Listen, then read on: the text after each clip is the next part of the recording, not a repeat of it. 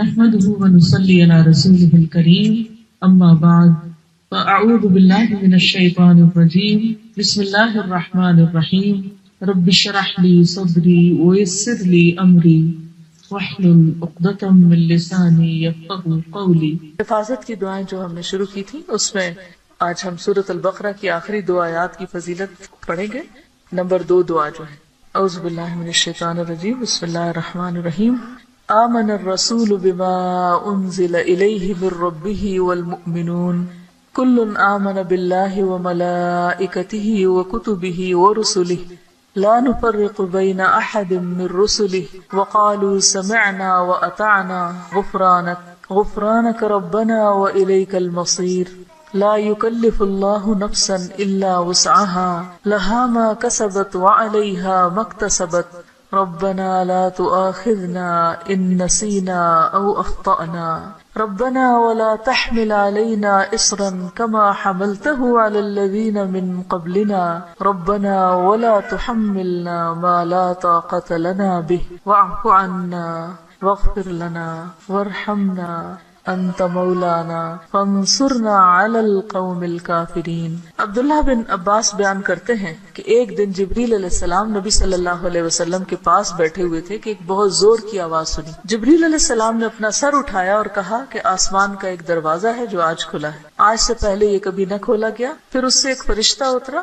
جبریل علیہ السلام نے کہا کہ یہ ایک فرشتہ ہے جو آج سے پہلے کبھی زمین پر نہیں اترا۔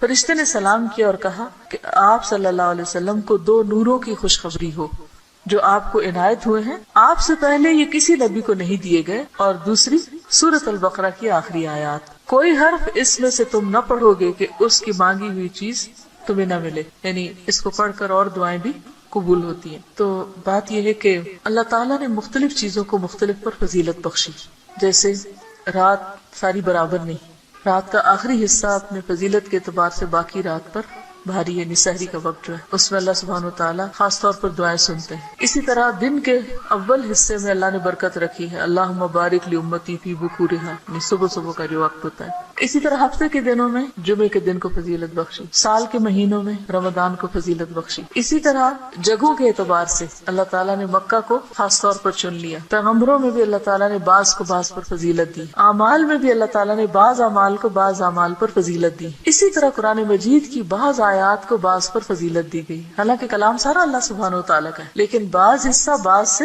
زیادہ برکت والا ہے، حالانکہ سب میں ہی خیر ہے، سارے میں خیر ہے۔ تو اسی میں سورۃ الفاتحہ کا ایک خاص مقام ہے، اور سورۃ الفاتحہ جو ہے اس کو سورۃ شفا بھی کہا گیا ہے، رقیہ بھی کہا گیا ہے، اس کو ہر نماز میں پڑھنے کو واجب قرار دیا گیا ہے، اور پھر اس کو پڑھ کر اگر دم وغیرہ کیا جائے تو وہ بھی فائدہ مند ہوتا ہے، اور تجربے سے یہ بات ثابت ہے۔ جب صحابہ کرام میں سے کسی ایک نے راستے میں کسی سفر کے دوران ایک قبیلے کے سردار کو جو بچھو کاٹ گیا تو اس پر دم کیا تو اس کو آرام آ گیا، جبکہ اس کو کسی اور چیز سے فائدہ نہیں ہو رہا تھا۔ تو اب یہ جو خصوصیت سورۃ الفاتحہ کے اندر ہے وہ کسی اور حصے میں اس طرح نہیں ہے۔ اسی طرح سورۃ البقرہ کی آخری 2 آیات بھی بہت اہمیت کی حامل ہیں، اور ان کی ایک فضیلت جو یہاں پتہ چلتی ہے کہ ان کو پڑھ کر اگر کوئی شخص دعا کرتا ہے تو وہ دعا قبول ہوتی ہے۔ ایک اور حدیث میں آتا ہے، عبداللہ بن مسعود سے روایت ہے کہ جب رسول اللہ صلی اللہ علیہ وسلم معراج پر تشریف لے گئے تو آپ سدرۃ المنتہا تک پہنچے، زمین سے جو کچھ بھی چڑھتا ہے وہ یہیں آ کر ٹھہر جاتا ہے، پھر لے لیا جاتا ہے، اور جو اوپر سے اترتا ہے وہ بھی یہیں ٹھہر جاتا ہے، پھر لے لیا جاتا ہے۔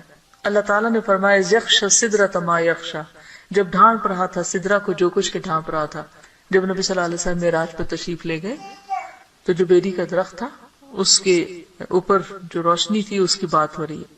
عبداللہ نے کہا کہ سونے کے پتنگے تھے وہ جو اوپر چھا رہا تھا۔ پھر رسول اللہ صلی اللہ علیہ وسلم کو وہاں 3 چیزیں دی گئی تھی، ایک تو 5 نمازیں، دوسری سورۃ البقرہ کی آخری آیات، اور تیسری آپ کی امت میں سے اس شخص کے باقی تمام تباہ کرنے والے گناہوں کو اللہ نے بخش دیا جو اللہ کے ساتھ کسی کو شریک نہ ٹھہرائے، جو شرک نہ کرے۔ تو یہ 3 چیزیں ملی تھی جن میں نماز کا ذکر عام طور پر ملتا ہے کیونکہ اس کے بارے میں مزید وضاحت سے احادیث بھی ہیں۔ تو اس حدیث سے کیا پتہ چلتا ہے کہ سورۃ البقرہ کی آخری 2 آیات عرش کے نیچے سے خاص خزانے سے نصیب ہوئی ہیں، اور یہ نبی صلی اللہ علیہ وسلم ہی کو ملی ہے، باقی انبیاء کو نہیں دی گئی۔ ایک اور روایت سے پتہ چلتا ہے، نعمان بن بشیر سے روایت ہے کہ نبی صلی اللہ علیہ وسلم نے فرمایا کہ اللہ تعالیٰ نے آسمان و زمین پیدا کرنے سے 2000 سال پہلے ایک کتاب لکھی، اس کتاب میں سے 2 آیات اتاری جن کے ساتھ سورۃ البقرہ کو ختم کیا۔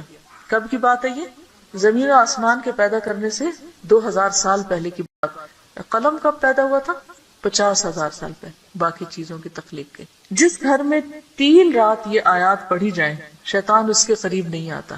رسول اللہ صلی اللہ علیہ وسلم نے فرمایا مجھے سورۃ البقرہ کی آخری آیات عرش کے نیچے ایک خزانے سے دی گئی. مجھ سے پہلے یہ آیات کسی نبی کو نہیں دی گئی. یعنی یہ آپ کی خاص خصوصیت ہے کہ آپ کو یہ نصیب ہوئی.